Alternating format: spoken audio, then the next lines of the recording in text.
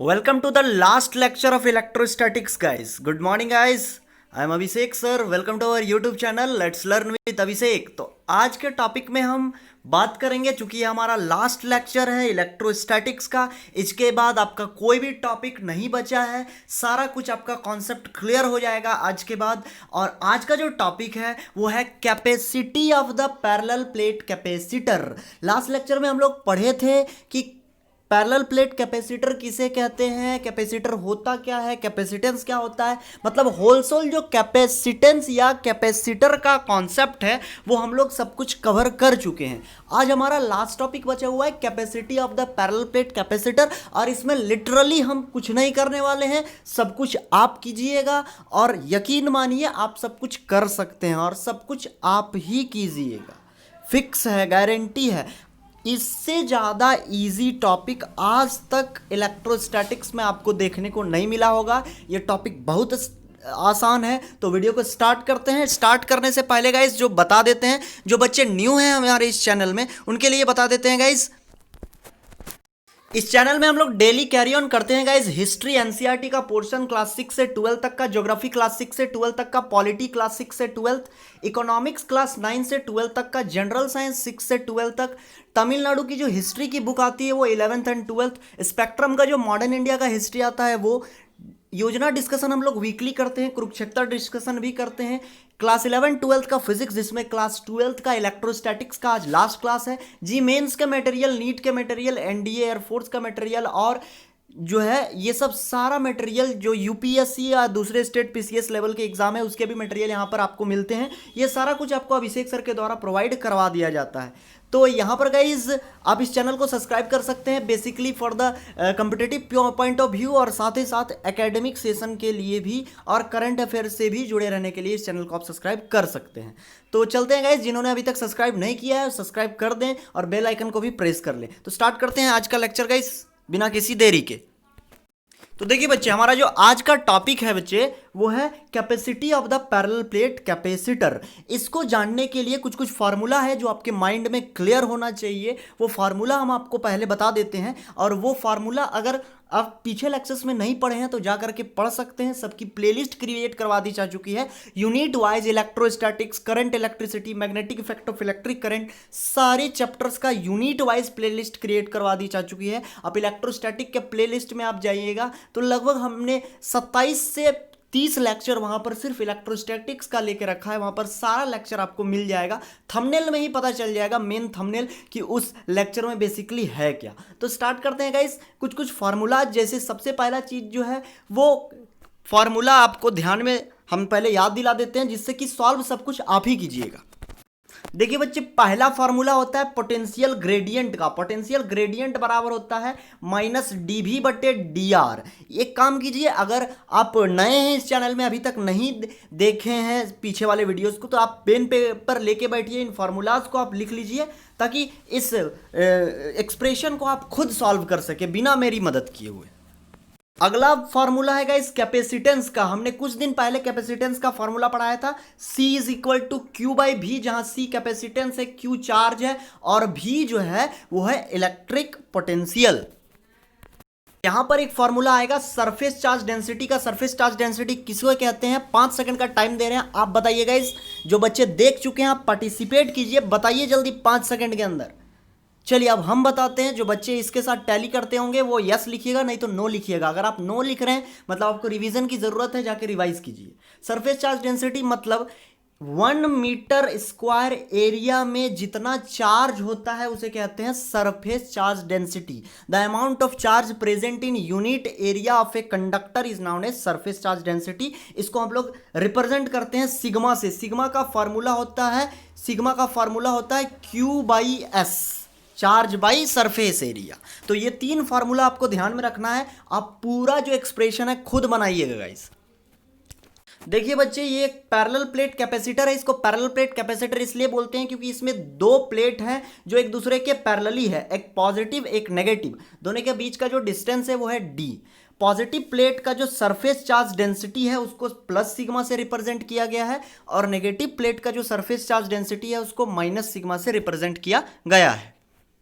एक फॉर्मूला और गाइज जो आपको यहाँ पर हेल्पफुल होगा वो होगा प्रॉपर्टीज ऑफ चार्ज कंडक्टर में हम आपको बताए थे कि इलेक्ट्रिक फील्ड इंटेंसिटी का एक्सप्रेशन होता है सिग्मा बाय एप्सिलॉन नॉट। ये बहुत ही इंपॉर्टेंट फार्मूला और बहुत ही आसान फार्मूला है, आप इसको ध्यान में रखिए। ई बराबर इलेक्ट्रिक फील्ड इंटेंसिटी, सिग्मा बराबर surface charge density, epsilon not absolute permittivity को कहते हैं एप्सिलॉन नॉट। इसका वैल्यू क्या होता है आप कमेंट सेक्शन में बताइए जल्दी से। तो गाइज इसका वैल्यू होता है 8.85 इंटू 10⁻⁻²। जो बच्चे आंसर दे रहे हैं उनको कांग्रेच, जो नहीं दे रहे हैं उनको रिवीजन की जरूरत है। देखिए बच्चे, हम लोग properties of the charge conductor से जानते हैं E = sigma by epsilon not, अभी हमने आपको बताया। अब हम लोग कौन सा फार्मूला का यूज करेंगे? अब हम लोग यूज करेंगे गाइज, हम लोग जानते हैं पोटेंशियल ग्रेडियंट का फार्मूला E = -dV/dr। देखिए बच्चे, E = -dV/dr इसे कहते हैं पोटेंशियल ग्रेडियंट, जहां dV जो है वो है वोल्टेज और dr मतलब डिस्टेंस होता है। अगर हम इस एक्सप्रेशन के लिए इस फिगर को देखें पैरेलल प्लेट कैपेसिटर को, तो हम लोग देखेंगे कि इस केस के लिए हम लोग जो है वोल्टेज को V माने हुए हैं और dr का मतलब डिस्टेंस, और यहाँ पर dr जो है डिस्टेंस जो है वो है d। मतलब इस केस के लिए जो हमारा फार्मूला होता है E = -dV/dr, तो यहाँ dV के लिए V हो जाएगा और dr के लिए डिस्टेंस d हो जाएगा, क्योंकि यहाँ dV के लिए वोल्टेज V माने हैं और डिस्टेंस तो d दिया हुआ है। मतलब E = V/d। देखिए गाइस, E = V/d। अब अगर हम यहाँ पर V निकालना चाहें तो d इधर जाके मल्टीप्लाई हो जाएगा, मतलब V = हो जाएगा ED। तो अभी तक हमने देखा गाइस कि V = हमारा आया ED। अब E का फॉर्मूला हम इक्वेशन नंबर 1 में लाए थे। क्या लाए थे? E = sigma by epsilon naught. देखिए guys, E = sigma by epsilon naught equation number 1। अब यहाँ पर V = ED में E के जगह सिग्मा बाई एप्सिलॉन नॉट अगर हम बैठाएं तो V बराबर आ जाएगा sigma by epsilon not into D।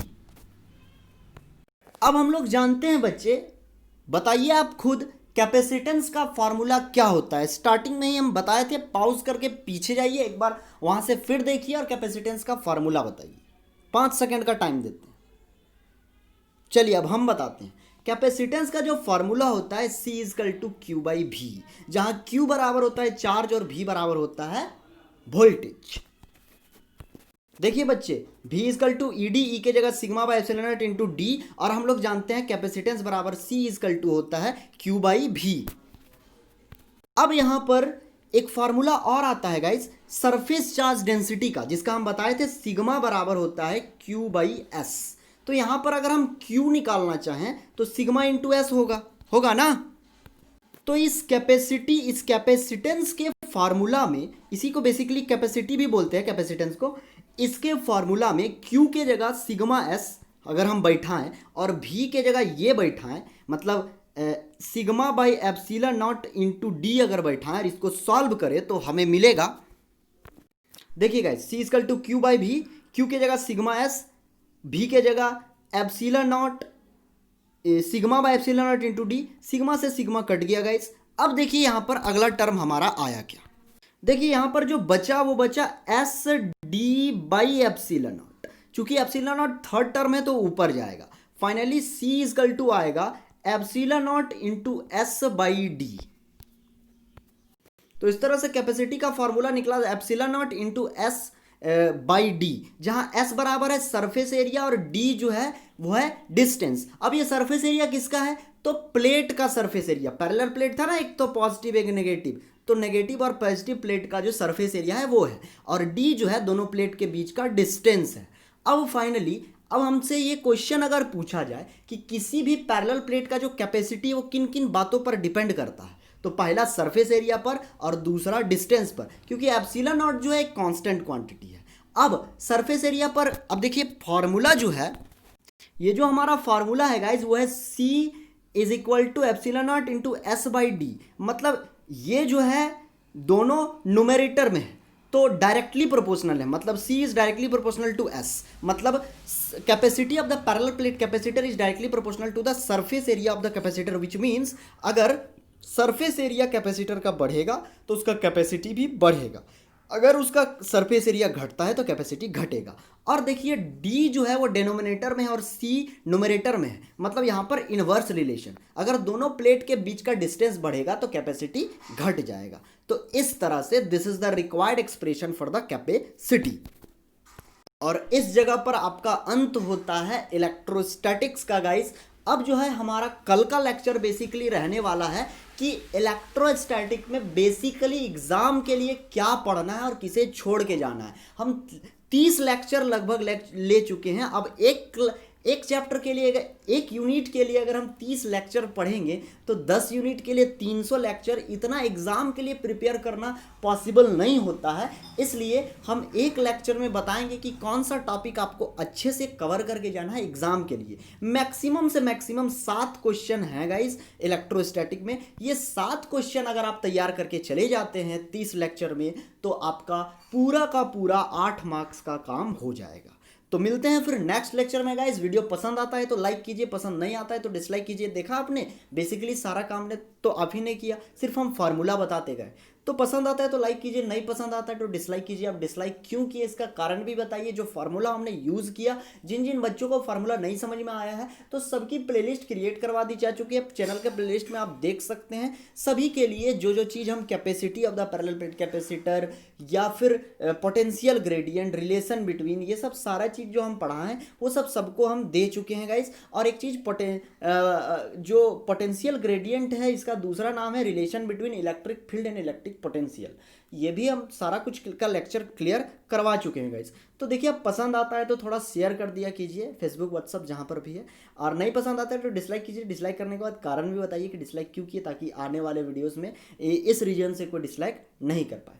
तो थैंक यू गाइस, मिलते हैं फिर नेक्स्ट लेक्चर में। तब तक के लिए bye, God bless you all.